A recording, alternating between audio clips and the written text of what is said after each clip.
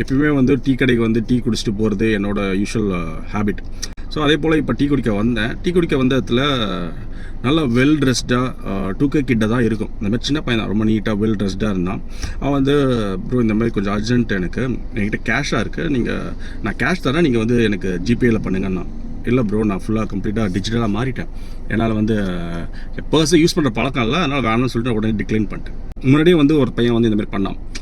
அப்போ வந்து அவன் சொன்ன காரணம் என்னென்னா வந்து தங்கச்சிக்கு வந்து உடனே காசு அனுப்பணும், என்கிட்ட கேஷ் இல்லை, ஒரு 300 கொடு, நான் 300 கொடுக்குறேன், நீங்கள் வந்து எனக்கு ஜிபே வந்து நான் சொல்கிற அக்கௌண்ட் அனுப்புங்கண்ணா.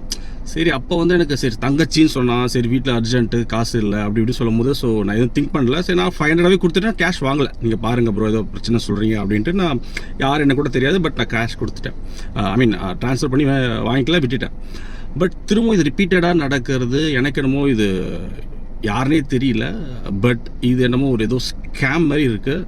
நம்ம எல்லாருமே இது முன்னாடி கேள்விப்பட்ட ஸ்கேம் மாதிரி தான் இருக்குது. பட் பார்த்து உஷாராக இருக்கணும்னு நினைக்கிறேன். யாரோ வந்து நம்மக்கிட்ட ஏதோ ஒரு கேஷ், அது நல்ல காசாக என்னன்னு தெரியல, நமக்கு என்னன்னு தெரியல, பட் நம்ம யாரோ அதில் ஈல்ட் ஆகிடாதீங்க. ஒரு சின்ன அவேர்னஸ் வீடியோ தான், பட் கேர்ஃபுல்லாக இருங்க.